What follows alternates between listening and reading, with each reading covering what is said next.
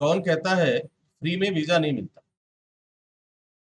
आप गल्फ देशों में जितनी भी अच्छी कंपनियां हैं, जितनी भी रेपुटेटेड कंपनियां हैं, जिनका एक साख बना हुआ है, एक वैल्यू बनी हुई है, वो सभी कंपनियां जॉब जब ऑफर करती हैं, dear students and my dear friends, उसके लिए वो पैसा नहीं लेती है।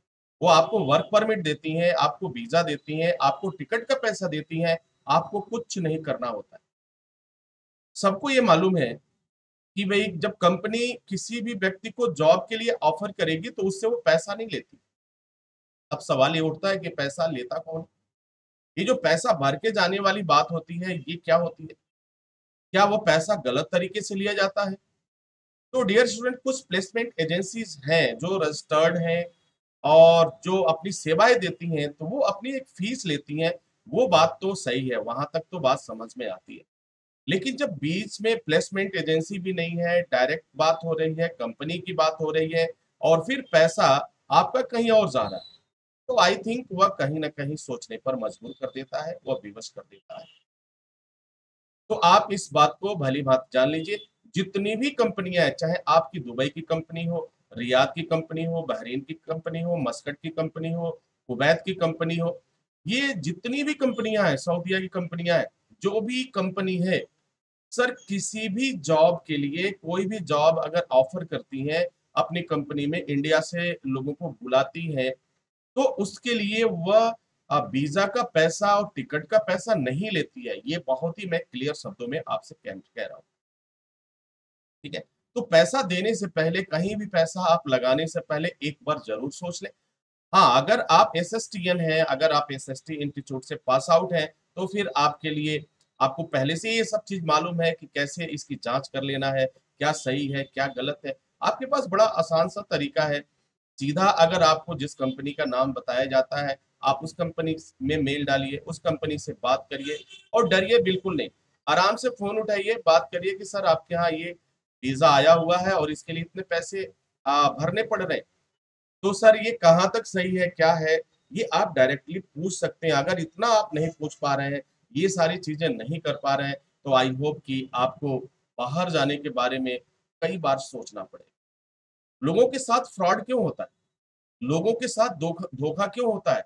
यही वजह है कि आप अपनी जो बात है वो आप ना तो पूछते हैं और ना तो जानने की कोशिश करते हैं, और आप चाहते हैं कि हर चीज इजी वे में हो जाए, कोई दिक्कत नहीं।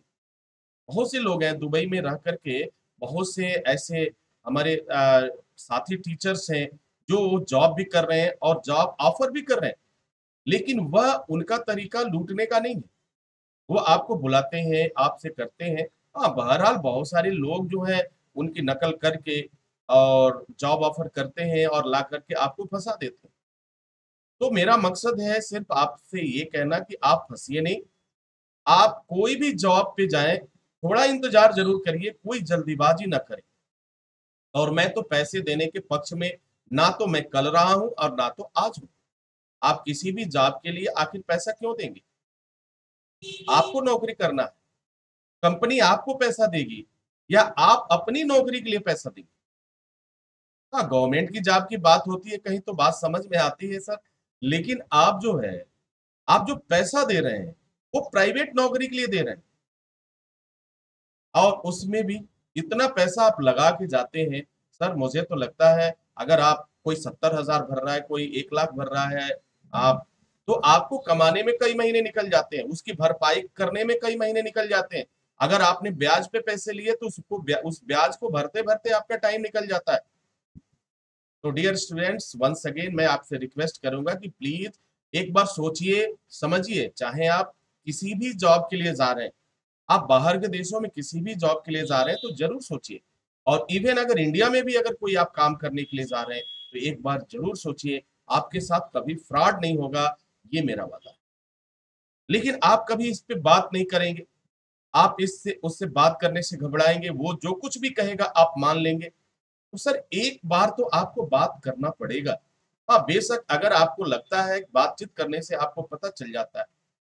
देखो, जो सब बहुत सही इंसान होगा, जो ठीक ठाक होगा, वो जो चीट नहीं करेगा आपको, वो हर चीज आपको क्लियर बता देगा, आपको कॉन्ट्रैक्ट भी दिखा देगा, आपको एग्रीमेंट भी दिखा देगा।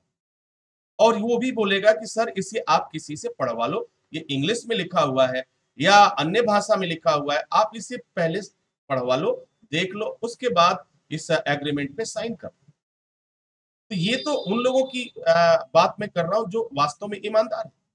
लेकिन जिनको बेईमानी करना है, वो आपको एग्रीमेंट जैसे ही आप करेंगे, उनकी कुछ पहचान बताता हूँ। अगर आप उनसे कहेंगे कि सर एग्रीमेंट क्या है, क्या-क्या काम करना पड़ेगा हमें, क्या मिलेगा, कितनी छुट्टी मिलेगी, कितनी सैलरी मिलेगी, ओवरटाइम कितना मिलेगा, ये सारी जैसे ही पूछते हैं, तो कुछ लोग ऐसे हैं, मैंने देखा है कि वह कैंडिडेट को डाँट देते हैं और बोलते हैं तुम्हें जाना है या नहीं जाना है? अगर जाना है तो ये काम करो, यहाँ नेतागिरी मत करो, यहाँ राजनीति मत करो। इस शब्दों का प्रयोग किया जाता है। आप डियर स्टूडेंट समझ लेना कि वहाँ फ्रॉड है।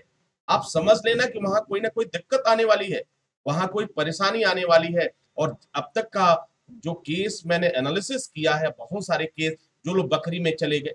वो इलेक्ट्रीशियन था बंदा, वो सब बकरी में डाल दिया। एक बंदा एयर कंडीशन का मैकेनिक था, उसे क्या स्वीपर बना दिया। एक बंदा कंप्यूटर का था, उसे क्या होटल में वेटर डाल दिया। कि इन लोगों के साथ जब इन केसों को मैंने देखा तो उसमें एक चीज कॉमन नजर आई कि उस एग्रीमेंट में जो लिखा था उसी के हिसाब से उनको जॉब मिला था। तो भाई जॉब देने वाला तो गलत है नहीं। ये तो आपने मुझे बताया ना कि सर मैं एक कंप्यूटर इंजीनियर हूँ। आपने बताया कि सर मैं एक एसी मैकेनिक हूँ। ये आपने बताया कि मैं एक इलेक्ट्रिकल इंजीनियर हूँ। लेकिन कोई बकरी में चला गया, कोई वेटर बन गया और सर तमाम तरह के फ्रॉड हो रहे हैं। तो अगर फ्रॉड में आप फंस रहे हैं तो इसके लिए जिम्मेदारी आपकी भी बनती है। केवल क्लाइंट को आप दोष सारी माफ कीजिएगा, केवल आप एजेंट को दोष नहीं दे सकते। आप कंपनी को दोष बिल्कुल नहीं दे सकते। आप किसी को ब्लेम नहीं कर सकते। आपको कोई राइट नहीं बनता है। और करके क्या करेंगे? 4 दिन बाद थक जाएँगे और चुप हो जाएँगे। तो मेरा मकसद है आप तक सही बात पहुँचाना और आपको उन तमाम जो अ, मुश्किल खड़े होने वाले हैं फ्यूचर में उससे बचाना। तो डियर स्टूडेंट्स कोई भी काम करने से पहले सोचिए, समझिए, निर्णय लीजिए, उसके बाद से कुछ करिए। थोड़ा देर होगा कोई बात नहीं चलेगा, जल्दीबाजी बिल्कुल ना करें। इसी के साथ इजाज़त चाहेंगे, नेक्स्ट वीडियो में हाज़िर होंगे। तब तक के लिए wish you all the best. Thank you for watching, thank you for learning.